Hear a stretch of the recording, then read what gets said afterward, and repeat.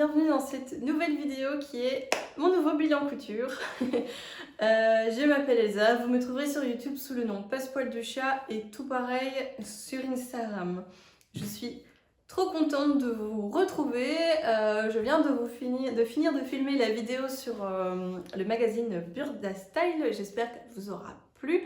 Et là aujourd'hui on se retrouve pour que je vous présente les dernières pièces que j'ai cousues.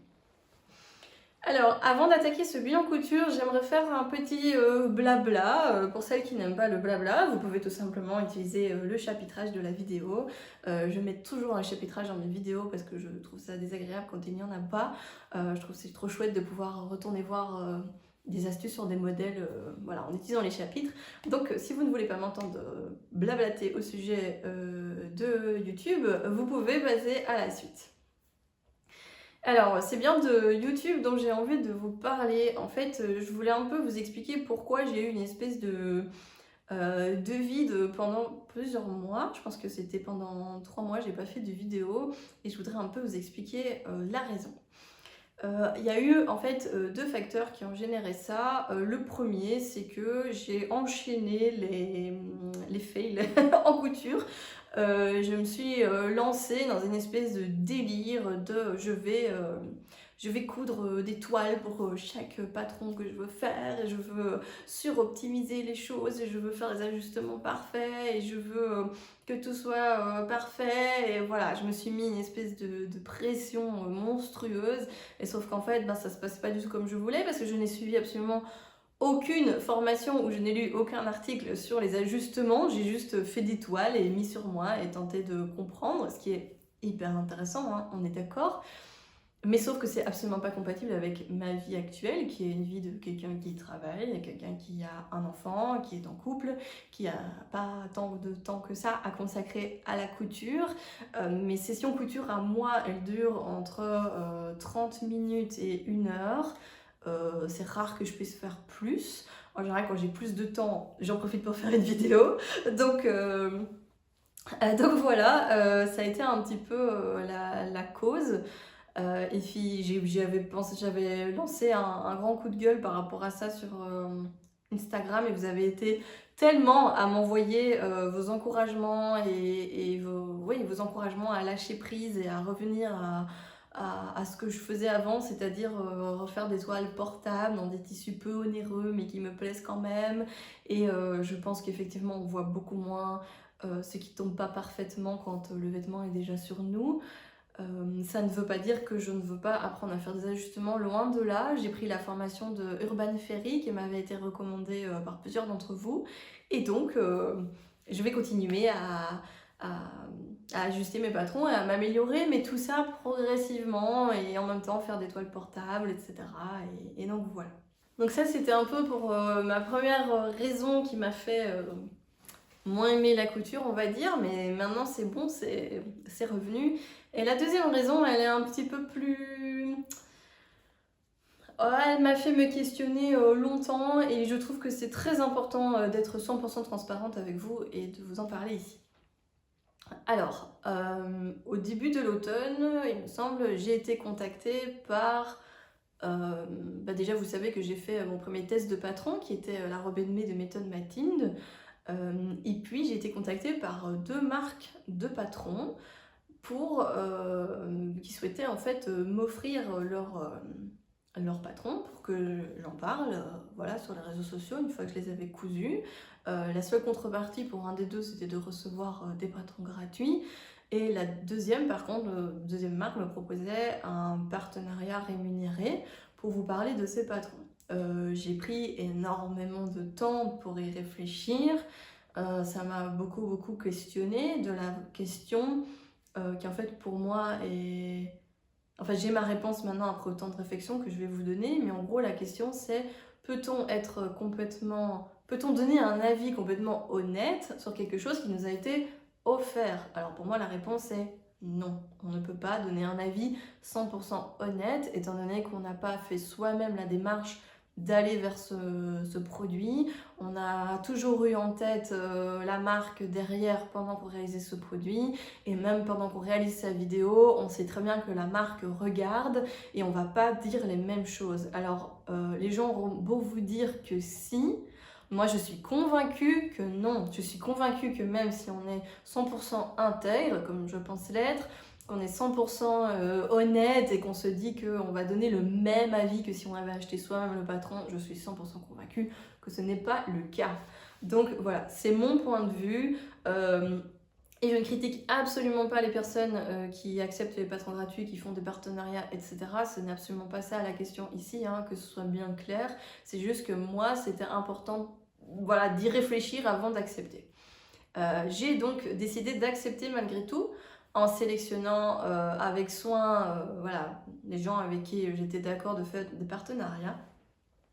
Et de ça a découlé 2 problèmes.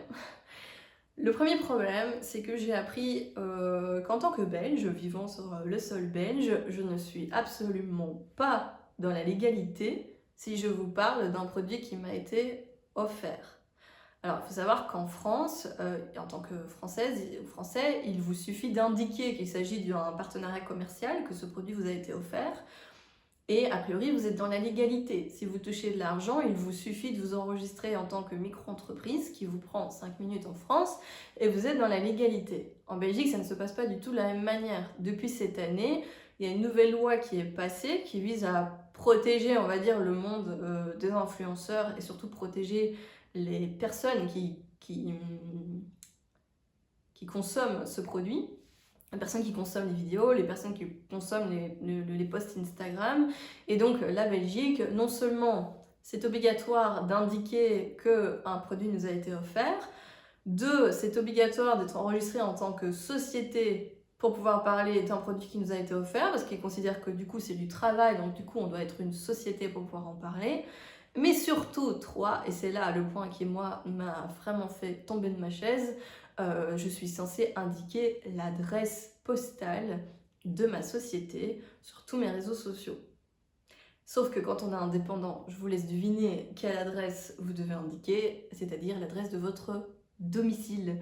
Il va de soi que pour moi c'est hors de question d'indiquer l'adresse de mon domicile sur ma chaîne YouTube, sur mon Instagram, non quoi.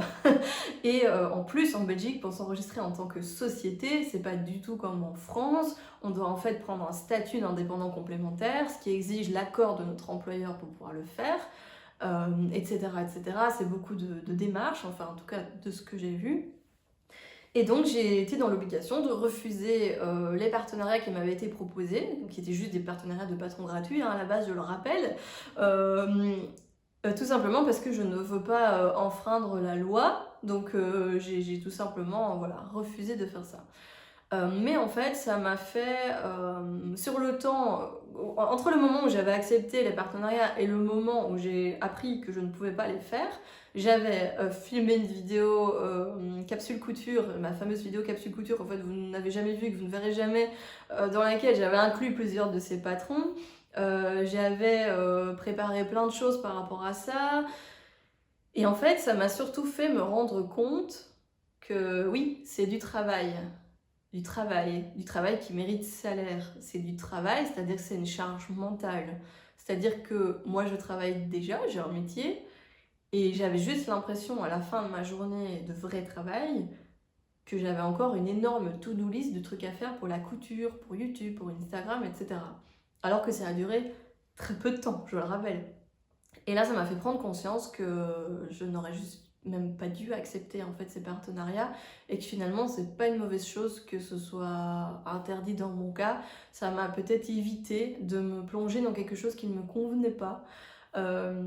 Et donc j'en arrive à la conclusion qui est que sur ma chaîne YouTube, vous ne verrez donc jamais, enfin tout ce que je vous présente, je l'ai payé de ma poche, je l'ai choisi. J'ai choisi de le coudre, j'ai choisi de vous le présenter, il n'y a pas de marque derrière, voilà, c'est moi. Et je compte bien à ce que ça reste comme ça en fait. Ça me convient bien, je veux pas qu'il y ait de contraintes dans ma vie supplémentaires à toutes celles qu'il y a déjà. Et voilà, donc la couture restera un plaisir sans prise de tête, et ici ce sera que du partage de mes propres coups de cœur, même si je vous avoue que j'ai quand même un petit pincement au cœur de ne pas avoir pu... on va dire que les 2 marques pour lesquelles j'ai accepté des partenariats, c'est des marques que j'apprécie beaucoup, pour lesquelles j'avais vraiment envie de les soutenir. Il y en a une des 2 dont je vais vous parler dans ce bilan couture. Et donc voilà, j'en parlerai quand même parce que je trouve ça important, mais je payerai les patrons de ma poche. Donc voilà, c'est tout pour ce blabla. On peut maintenant passer au bilan couture.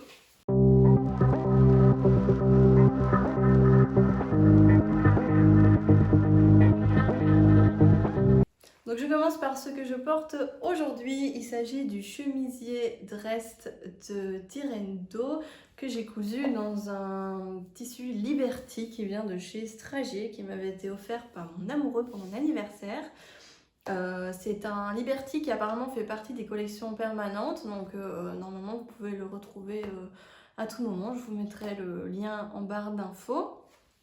Alors c'est un patron que j'ai déjà réalisé une fois en tissu fleuri. Je vous l'avais présenté, je crois que c'était l'été passé ou l'été encore avant. Et donc il s'agit du chemisier qui vient de livre Drest. C'est un livre, si vous ne le connaissez pas encore, mais à force je pense que tout le monde le connaît. C'est un livre qui permet de créer sa garde-robe capsule, mais en fait il contient surtout des patrons basiques absolument géniaux. Et donc le chemisier, c'est celui-ci qu'on peut réaliser manche 3/4, enfin en tout cas jusqu'au coude, c'est la version que j'ai réalisée, ou manche courte. Il va de la taille 34 à 52 et moi j'utilise, il me semble, 1 mètre ou 1,5 m de tissu pour la version manche 3/4. C'est personnellement un patron que j'adore, je le trouve très beau, très simple à réaliser. Les explications de Tirendo sont hyper claires, enfin vraiment je trouve ça génial. On a en fait une parementure qui fait tout le tour ici de l'encolure et qui vient faire la patte de boutonnage. Alors moi je n'ai pas fait de boutonnière, j'ai cousu directement les boutons parce que je me suis rendu compte que je n'avais jamais besoin de les ouvrir. Et alors j'ai utilisé des petits boutons vintage que j'avais racheté à une couturière qui revendait un gros lot de boutons vintage. Ils sont absolument super beaux, je les adore. Voilà, sinon que dire de plus? Donc moi j'ai réalisé la taille 38, je me suis basée sur les mesures du vêtement fini. J'ai fortement tendance à me baser sur les mesures des vêtements finis parce que sinon je comprends rien. Donc voilà, il se réalise dans un tissu chaîné trame, il vous faut un peu de thermocollant et des boutons. Moi je trouve que c'est un très beau projet pour débuter, surtout si vous n'avez jamais cousu de parementure. Je me suis vraiment appliquée au niveau des arrondis, au niveau de la surpiqûre. Vraiment, j'ai rien à redire sur ce patron, il est top. C'est vraiment un excellent patron et il y en aura sûrement encore d'autres. Voilà, je vous laisse avec la vidéo portée.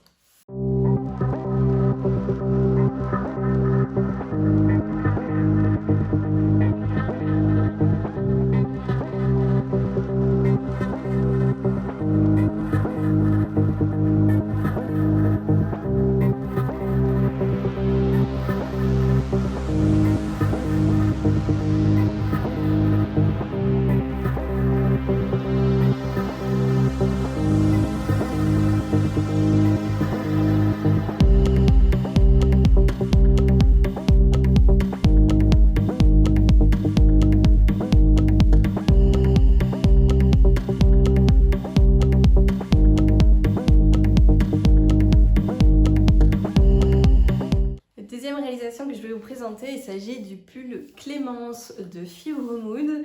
Alors le pull Clémence, on le retrouve dans ce magazine Fibre Mood qui date de septembre 2021, c'est l'édition numéro 16.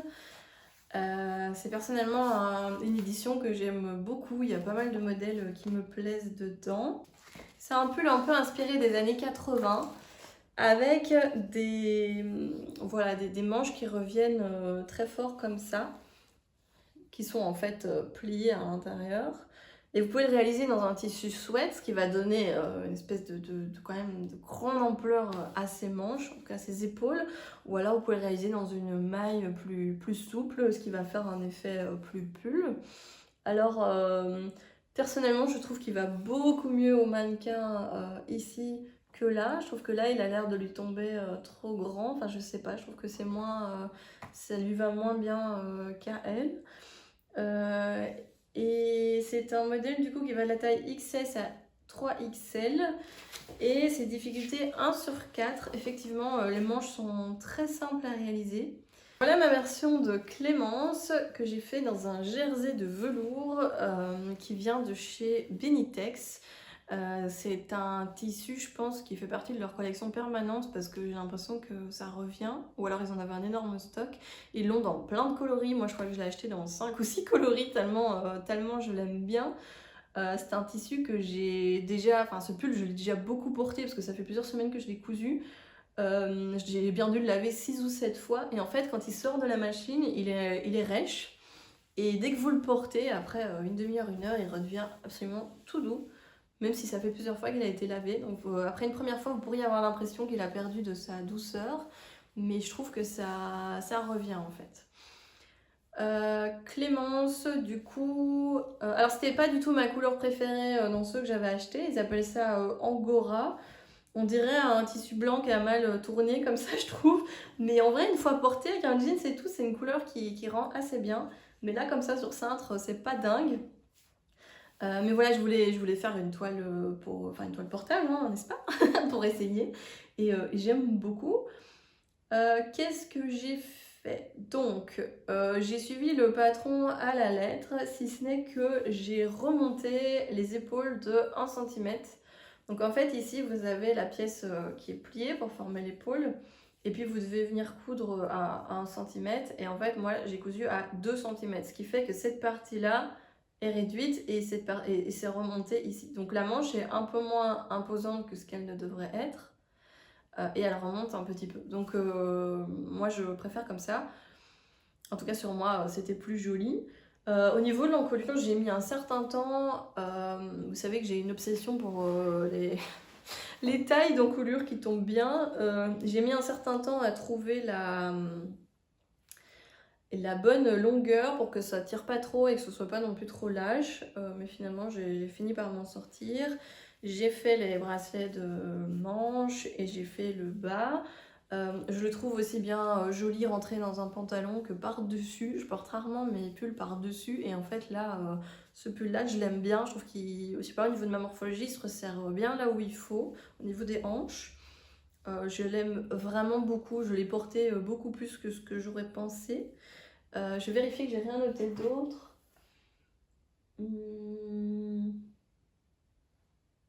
Ah si, en fait j'ai enlevé 4 cm au buste et j'ai enlevé 6 cm aux manches. Voilà, parce que c'était trop long. Sinon j'ai noté que c'était très facile à coudre, surtout dans un tissu comme celui-là. Et j'ai des envies, mais alors je suis un peu en mode... j'ai envie mais j'ose pas comme ça, vous voyez.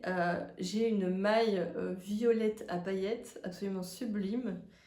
Et j'avais envie de me faire une version robe de ce pull dans ma maille violette, enfin mon sweat violette, donc c'est quand même plus imposant. Hein. Mais en version robe, comme ça je me dis vraiment tout l'accent est mis sur les épaules et ceinturé comme ça, je me dis que ça peut être joli, mais j'hésite parce que je suis pas sûre d'assumer la chose.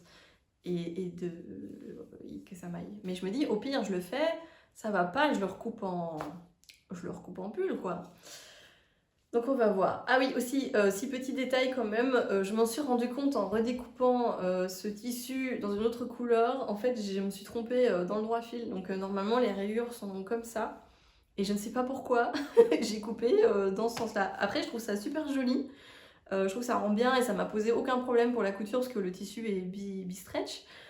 Mais ouais, c'est pas du tout dans le bon sens. Donc si vous achetez ce tissu, faites attention, les rayures sont dans l'autre sens, il me semble. Hein. Voilà. Mais sinon, il est de très belle qualité. Je vous recommande le jersey de velours de chez Benitex. Je vous laisse avec la vidéo portée.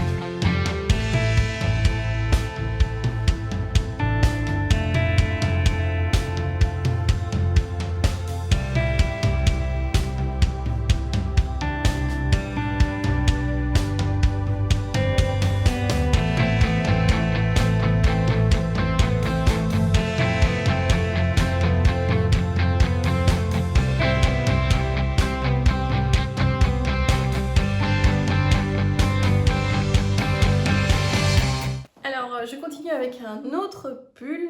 Il s'agit du sweat Courcelles de Cozy Little World. Alors, le sweat Courcelles, c'est un patron que je connaissais depuis plusieurs années parce que même si je ne cousais pas encore à l'époque, je suivais déjà un peu les blogueuses couture et c'est un patron, j'ai l'impression, qui a eu son grand moment de gloire. Beaucoup de personnes l'ont cousu en gilet ou en pull. C'est un très joli patron, voilà, qui se décline soit en sweat, soit en gilet.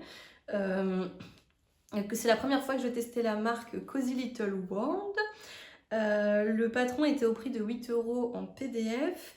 Mais par contre, les marges de couture n'étaient pas incluses et je n'avais pas vu cette information avant d'acheter le patron. En soi, ce n'est pas grave, c'est juste que heureusement, je m'en suis rendu compte juste avant de couper dans mon patron parce que moi, j'aime bien rajouter les marges de couture directement sur le papier et pas sur mon tissu, je supporte pas ça. Donc voilà, je savais qu'il fallait les ajouter, heureusement. J'ai utilisé 1,50 m de tissu pour une taille 38. La taille 38 me va très bien, c'est un modèle qui est assez ample. Je vais vous montrer ma réalisation tout de suite. Le voilà, donc en fait j'ai réalisé ce pull avec le tuto de Happy as a Bee qui permet d'ajouter une encolure en dentelle ou en ruban volanté. Je trouvais ça trop beau. En fait, elle avait fait un pull marinière qu'elle avait fait pour recopier un modèle de Make My Lemonade, qui était aussi un modèle qui me faisait très envie. J'ai acheté les mêmes fournitures pour faire le pull en version marinière, mais en fait, un jour, j'étais chez Verotex, magasin de tissus, et je tombe sur cette super belle polaire en coton bio, toute douce, mais franchement, elle est hyper douce. Dans ce coloris que je n'ai absolument pas l'habitude de porter. Et bon, c'est de la polaire et j'avais du mal à voir autre chose que, vous savez, des vestes un peu techniques, de rando ou des pulls cosy, etc.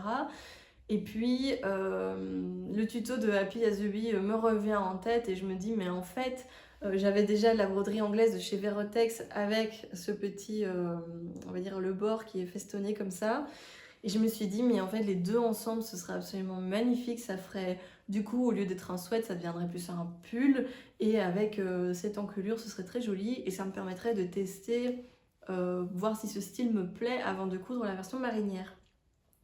Et c'est ce que j'ai fait. Et je ne suis absolument pas déçue. Je crois que je préfère encore même cette version à la version marinière.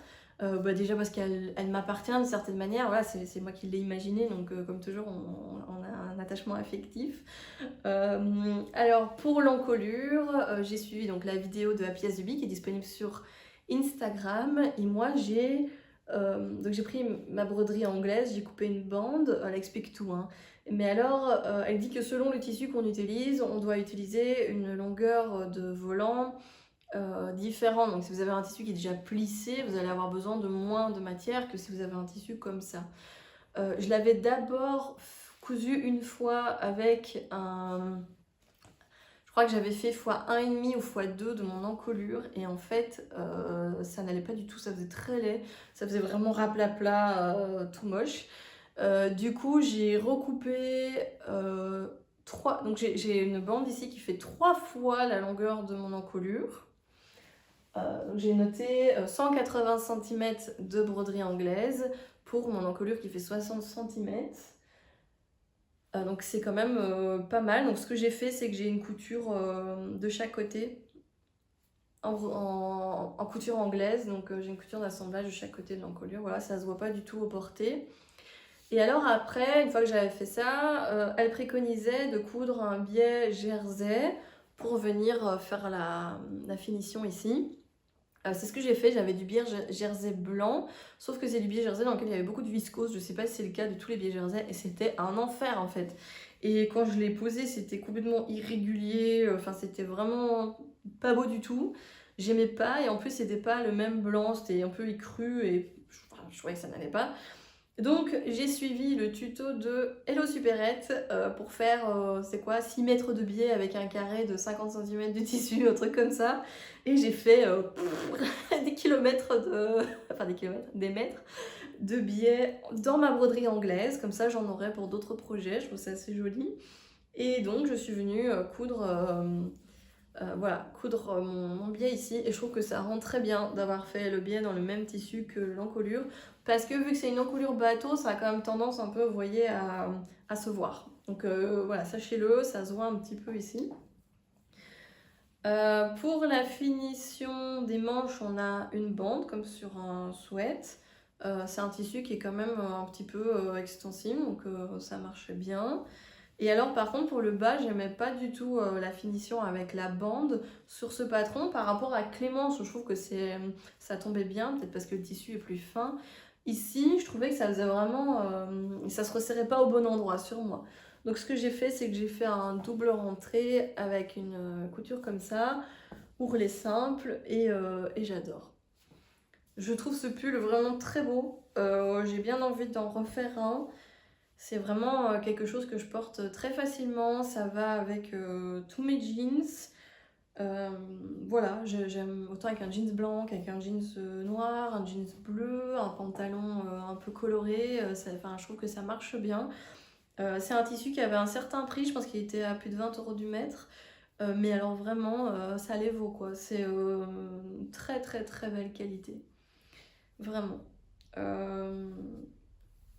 Moi, vraiment, je suis très très contente des deux tissus d'ailleurs. Vérottex, je trouve toujours que les tissus tiennent bien. Donc voilà pour ce petit sweat courcelle. J'aimerais réaliser ce patron en gilet un jour. Je n'ai pas encore de tissu en tête, mais voilà. Je vous laisse avec la vidéo portée.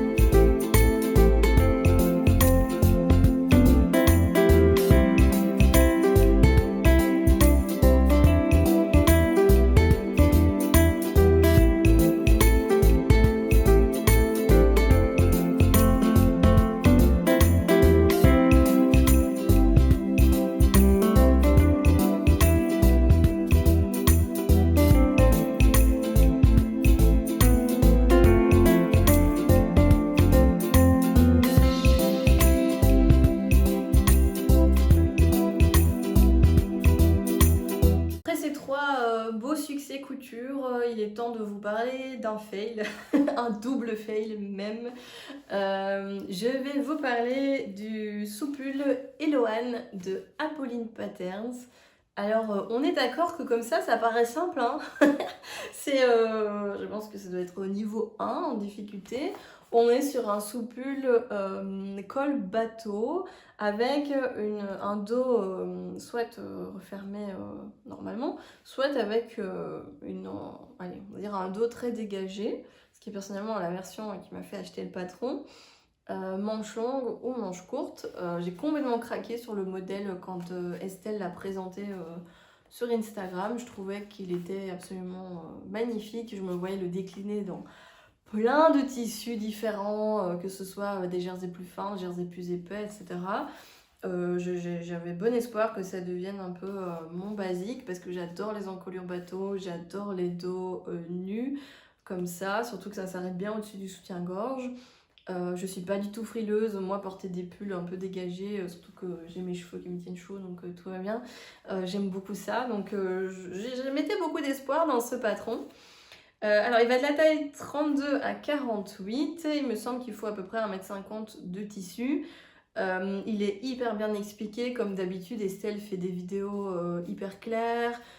Vous avez les explications, je crois que j'ai même pas regardé la vidéo cette fois-ci, j'ai juste suivi les instructions dans le livret qui sont très très bien faites aussi. Pour ça j'ai vraiment rien à redire. Je vais vous montrer ma version puis je vais vous expliquer ce qui s'est pas bien passé.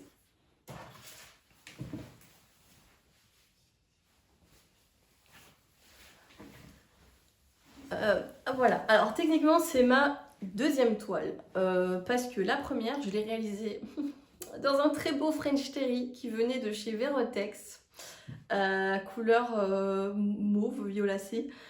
Je trouvais ce tissu trop beau. Et malheureusement, je l'ai coupé en taille 40 parce qu'en suivant le tableau détail, je pensais que c'est ça que je devais prendre. Et en fait, je nageais dedans, quoi. C'était vraiment trop grand. Sauf que vu que c'est une encolure bateau, je pouvais pas trop le récupérer, étant donné que même si je reprenais au niveau des épaules, des côtés, etc., l'encolure bateau restait beaucoup trop grande. Donc ça posait problème. Donc j'ai décidé d'en recouper une deuxième version. Et je ne sais pas pourquoi, enfin si, je sais pourquoi, mais en fait ça me paraissait bon au niveau des côtés. Et c'était vraiment toute la partie ici au-dessus qui était beaucoup trop grande. Et le dos nu qui baillait, mais alors voilà. Et je me suis dit, mais je vais grader en fait du 36, ici, toute cette partie-là, on va dire la carrure quoi, et ici derrière, je vais tout grader en 36. Et puis je vais aller vers le 40. Enfin, 36 vers le 40 ici. Ce que j'ai fait pour cette version. Et en fait, ça ne va pas du tout. Alors, c'est quand même mieux que l'autre. Et je dois quand même rajouter quelque chose, c'est que ce tissu, donc c'est un jersey de jacquard de jersey, qui vient de chez Dries & Stoffen, qui est un des plus vieux tissus que j'ai acheté. Là, il était temps de le sortir du placard. Et en fait, je savais que c'était un tissu qui gratte, parce qu'à l'intérieur, il y a du brillant comme ça, il y a du lurex. Et je savais qu'à même la peau, c'est pas possible, quoi. Ça allait pas aller. Et du coup, je me suis dit, bah, c'est pas grave, je vais faire une toile et je sais que de toute façon, il y a peu de chances que je le porte, ou alors je mettrais quelque chose en dessous, mais vu que c'est un dos nu, enfin, je savais que cette toile était de toute façon vouée à... Les cheveux qui m'embêtent. Je savais que ce projet était de toute façon voué à ne pas vraiment être porté parce qu'il allait me gêner, donc c'était vraiment pour valider ma gradation. Et sauf qu'en fait, ça ne va pas et je ne comprends pas ce que je dois faire. Et ça fait partie des projets qui m'ont fait perdre énormément de temps. Et je sais pas si c'est moi qui suis trop perfectionniste, qui me prend trop la tête. En fait, je me demande si j'aurais pas dû juste couper un 38 points partout. Je pense que ce sera mon prochain essai. Mais en gros, pour vous expliquer ce qui se passe, c'est que malgré que je suis sur une encolure en 36, là, c'est beaucoup trop grand. Mais vraiment beaucoup trop grand, quoi. Ça s'écarte comme ça et ça tombe sur mes épaules. Et ici, j'ai trop de matière. Donc c'est ça que je me dis que j'aurais peut-être pas dû aller vers un 40 parce qu'en fait, est-ce que c'est parce que là, il y a plus de matière que ça fait ça? Je sais pas. Et en même temps, je me sens étriquée ici. En fait, c'est trop bizarre parce qu'il y a des endroits où c'est beaucoup trop lâche et il y a des endroits où je me sens étriquée, quoi. Donc un peu derrière ici, c'est limite. Donc je pense 36, c'était trop peu. En même temps, l'encolure est beaucoup trop grande. Bref, je ne comprends pas. Je pense que je vais le refaire une fois en 38 et si ça ne va pas, j'abandonne et je revends ce patron parce que je comprends pas pourquoi c'est censé être si simple. Des t-shirts, des pulls, j'en ai déjà cousu plein, j'ai jamais eu de problème et là ça ne veut pas. Donc je pense que je vais juste le refaire en 38 et je vous en dirai des nouvelles, on verra ce que ça donne. Je vais quand même vous le montrer porté pour que... Je suis pas sûre que ça se voit au porté d'ailleurs, que c'est désagréable, mais c'est vraiment désagréable. Je ne sais pas le garder sur moi plus de 5 minutes, quoi. Alors est-ce que c'est le tissu aussi qui fait ça? C'est probable. Mais vraiment, je peux pas garder ce vêtement sur moi, il me rend dingue. Donc voilà. Je vous le montre porté et j'espère de tout cœur vous le remontrer une prochaine fois réussi. Enfin en tout cas qu'il me plaise plus, voilà.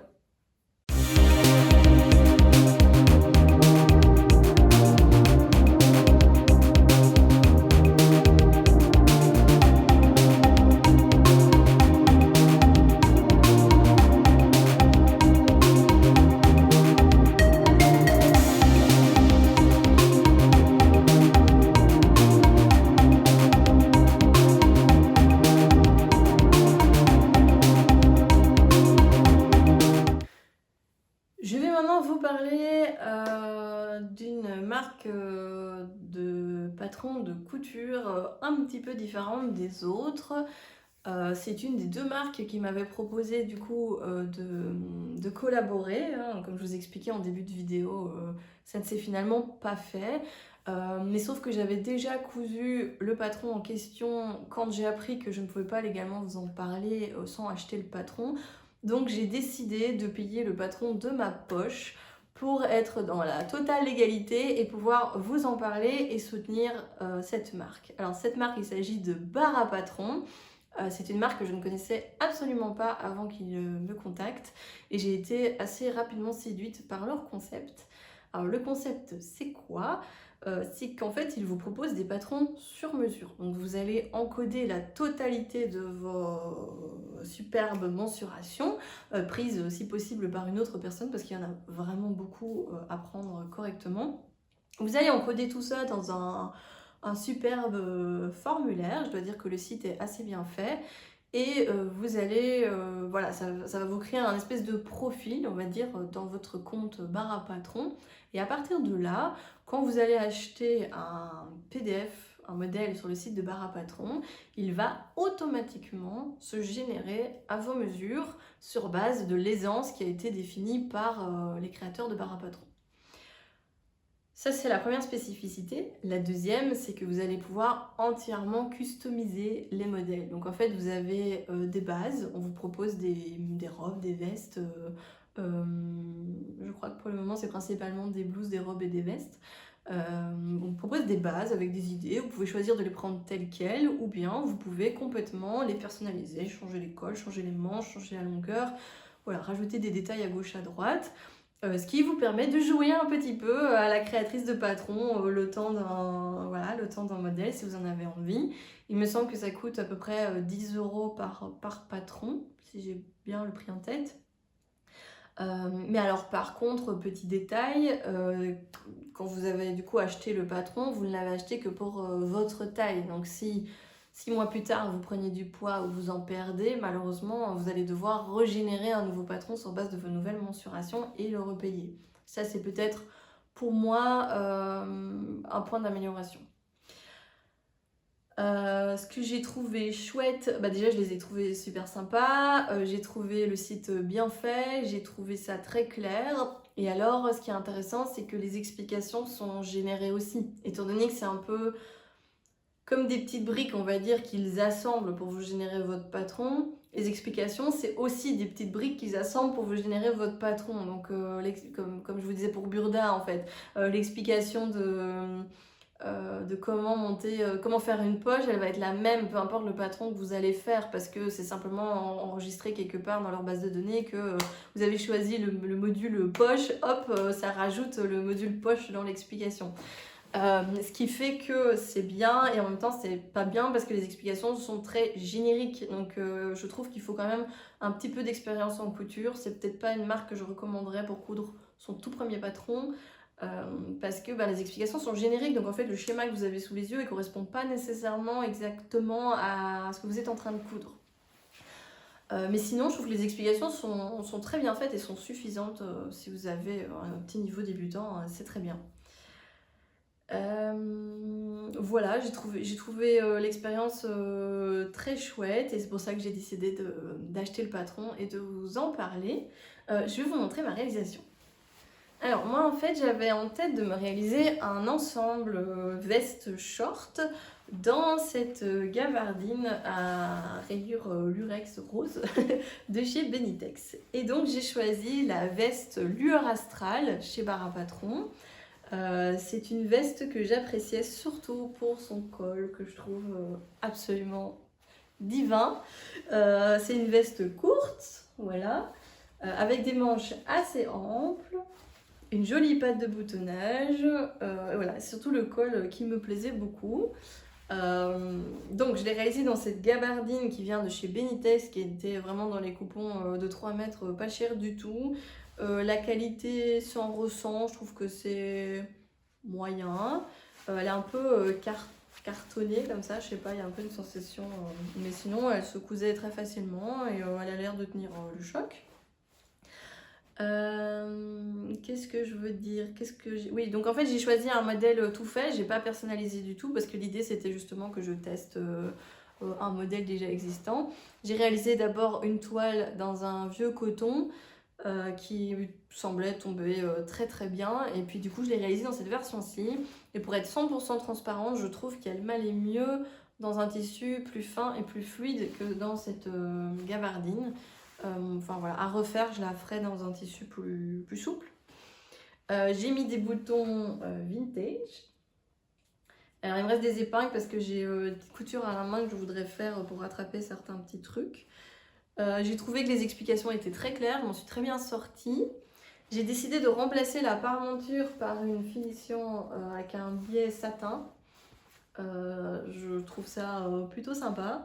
Et j'ai rajouté une petite étiquette. Voilà. De toute façon, comme toujours, je vous mets des close-up. Hein. Je vais quand même regarder ce que j'ai noté d'autre. Oui, j'ai mis, c'était un peu la question principale avec Bara Patron, comment ça taille par rapport aux mesures qu'on a encodées. Bon, du coup, moi, je n'ai testé qu'un seul patron, mais je trouve que ça taille bien. En tout cas, ça tombe comme attendu. Je suis pas sûre que le modèle était le modèle parfait pour moi, par contre. Je trouve que les manches génèrent beaucoup de... Enfin, il y a beaucoup de matière, et avec ce tissu, c'est peut-être un peu trop. Et elle est peut-être un peu trop droite. Je pense que moi, ça me va mieux les vestes un peu plus cintrées ou avec des pinces, etc. Mais sinon, globalement, je trouve que elle tombe comme attendu. Oui, je la porte avec des pantalons ou shorts taille haute parce qu'elle est assez courte. Mais sinon, c'est vraiment une couture que j'ai trouvée fluide, facile. J'ai pas rencontré de difficultés. C'est une patte de boutonnage rapportée, ça qu'on dit. Enfin, en gros, c'est une autre pièce qu'on vient mettre par-dessus. Les boutonnières, ça s'est bien passé. Enfin voilà, j'ai pas grand chose d'autre à dire. Je vais vous montrer la deuxième pièce qui va avec, vu que j'ai réalisé un ensemble, et puis je vous présenterai le tout porté.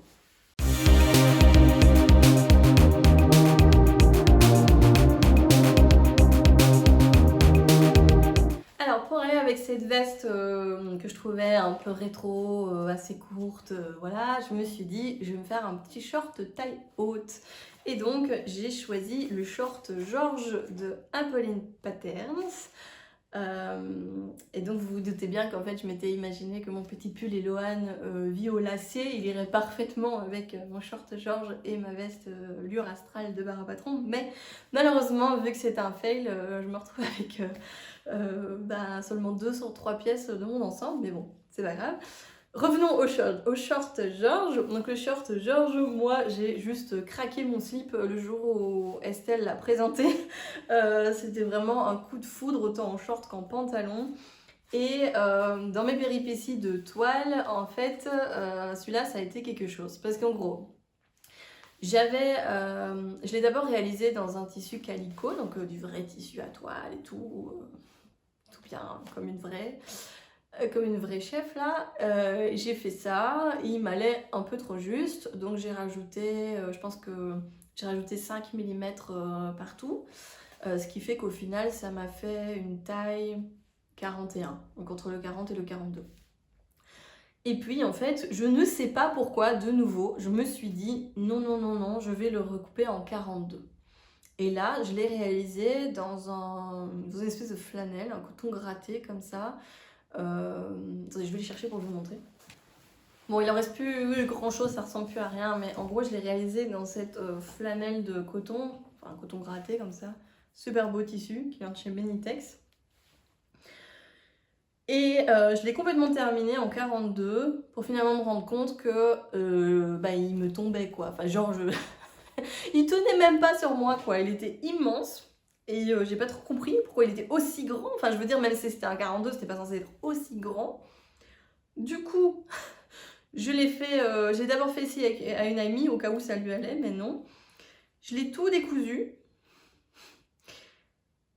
Je l'ai tout recousu en essayant de le rétrécir. Et là, il était encore plus grand. Et j'ai pas compris quoi. J'étais en mode, mais c'est pas possible, ce truc, Et en fait, je pense que... De toute façon, ça se voit, regardez. Je pense que j'ai pas coupé mon tissu droit.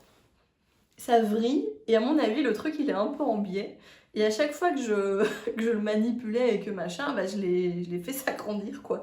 Et donc, je crois que là, on est sur un tour de taille de 86-90 cm, alors que j'étais censée être à 80 quoi. Enfin, c'est juste... Non, c'est vraiment... il est beaucoup trop grand, donc je vais récupérer le zip. Mais donc c'était déjà ma deuxième version que j'ai cousue 2 fois, donc j'en étais déjà à ma 3e couture du short George et j'avais toujours pas de George portable quoi, je tiens quand même à le dire. Du coup, j'ai coupé pour aller avec ma veste mon short George, cette fois-ci en 41, dans un tissu qui a priori ne va pas bouger. Je vous montre ça. Voici la bête.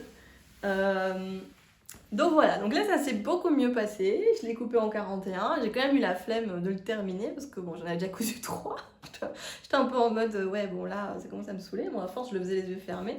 J'ai pas mis les poches dans celui-là parce que je trouvais que ça agrandissait un peu les hanches, mais sinon j'adore la coupe de ce short, il est magnifique quoi, regardez il est un peu rétro comme ça. Alors pour les raccords on repassera parce que j'ai galéré pour faire rentrer dans mon coupon parce qu'il y avait un défaut dans le coupon, il y avait un lurex qui était tout en défaut comme ça, donc j'ai dû bidouiller, donc les raccords déjà que j'en ai jamais vraiment fait, je suis pas très douée, mais alors là j'ai même pas essayé en fait parce que ça rentrait pas. Derrière vous avez un zip sous patte, alors je sais pas si c'est normal que le mien il arrive là, je pense qu'il est censé arriver tout en haut, je sais pas, après je trouve que ça fait un petit V, c'est encore sympa. Comme sur le cloud de Make My Lemonade. Et alors par contre j'ai fait une finition que j'ai découvert récemment et qui va changer ma vie de couturière. Attention spoiler. C'est la finition de la ceinture au biais. Alors je sais pas vous, mais moi, la couture, donc quand on doit replier là sur 1 cm, et venir piquer là dans la première couture pour que c'est jamais bon quoi, je galère puissance 20 000, je n'y arrive pas. Et là quand j'ai découvert cette finition j'ai fait oh là là mais plus jamais je ne couds une ceinture autrement quoi. Donc je vous montre, en fait vous mettez simplement un biais sur le bas de votre ceinture et puis vous venez coudre dans la couture ici. Et vous allez avoir la couture là, votre biais, et puis voilà. Et du coup, vous pouvez jouer avec des jolis biais fleuris, contrastés, etc. Faire des choses sympas. Et au niveau du zip, ça vous fait quelque chose de très propre. Donc moi, je suis sous charme. Je pense que je ne ferai plus que ça. Oui, j'ai encore 2 épingles parce que je dois finir à la main. J'ai pas fait l'ourlet à la main. Estelle, la vidéo est super bien expliquée comme toujours avec Apolline Pattern, vraiment top. Estelle nous montre comment doubler le short si on veut et comment finir à la main la ceinture et l'ourlet. Autant vous dire que là c'était mon 4e, j'avais vraiment pas envie. Donc sachant que les ourlets en fait c'est des parmentures plutôt. C'est des parmentures qu'on vient après là. J'ai surpiqué, personnellement, ça ne me dérange pas du tout, surtout que c'est un tissu un peu aspect dénime. Donc ça me choque pas que ce soit surpiqué comme ça. Voilà, je le trouve très beau. Je trouve qu'avec la veste, ça rend bien. Alors j'adore le short seul avec autre chose, j'adore. La veste et le short, j'aime bien. La veste toute seule, j'ai beaucoup de mal à l'associer avec autre chose, donc je sais pas encore trop. Mais voilà pour ce short de George.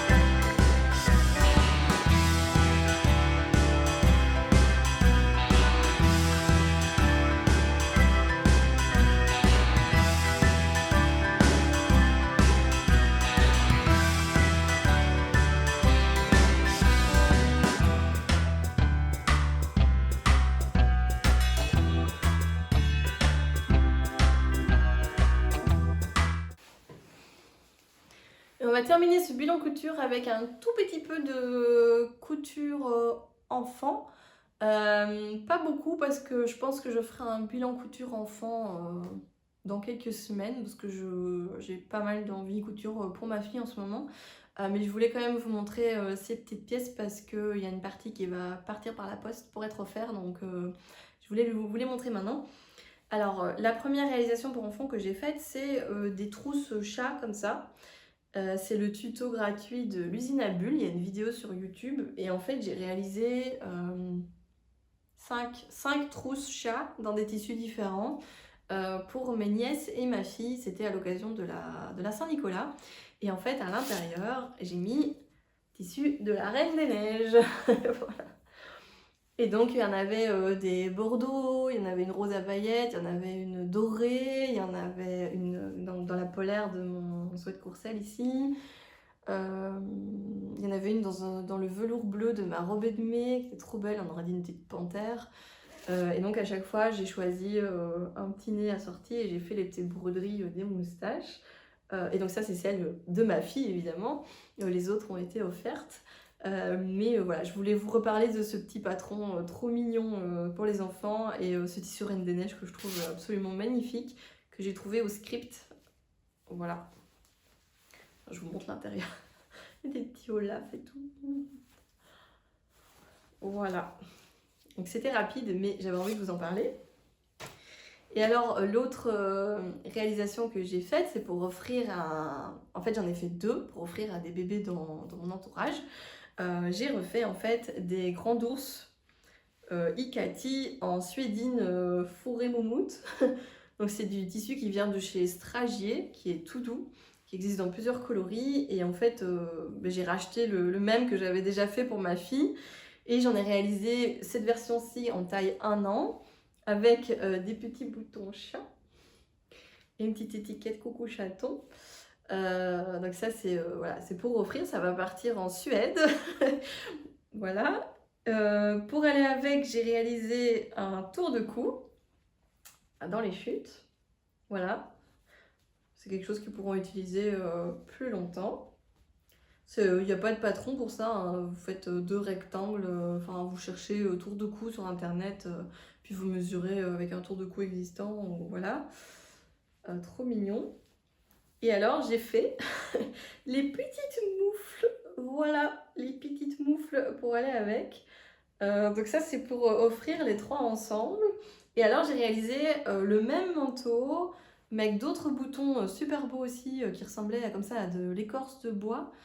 Enfin l'écorce de bois non, vraiment des petites lamelles de bois que j'ai offert aussi à un petit bébé et que là j'ai réalisé en taille 6 mois.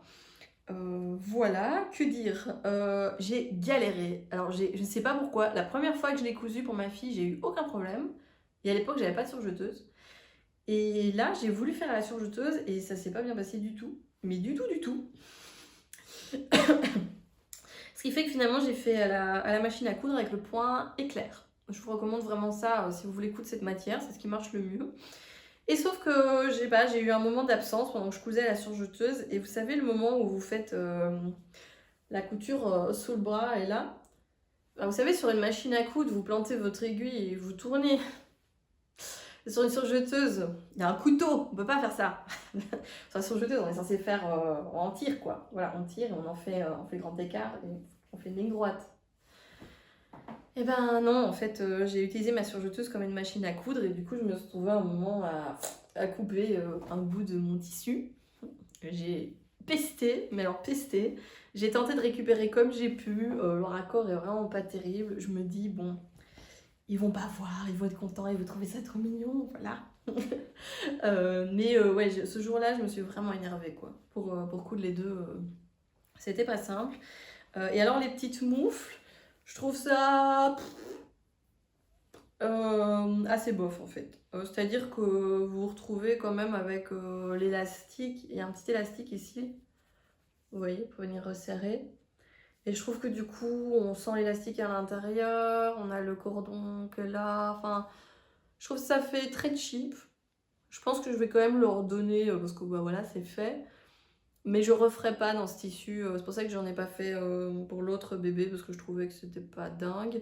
Par contre, j'ai trouvé un tuto de moufle dans un de mes magazines Burda où là la moufle est doublée et je me dis là c'est déjà plus sympa quoi. Mais voilà, le cordon vient aussi de chez Stragier. Et l'étiquette là c'est Icati je pense. Et le patron, ben, je le présente plus, hein, c'est le grand ours de Icati. Voilà, c'est tout pour ce bilan couture. J'espère que toutes ces réalisations vous auront plu, en tout cas une partie, que ça vous aura inspiré, comme d'habitude. Il y a encore une ou deux pièces que je vous ai pas présentées, mais je préfère laisser ça pour le bilan couture de début de printemps, qui arrivera quand il y aura assez de pièces. Là maintenant, il faut que je couse. Et je vous dis à bientôt et bonne couture.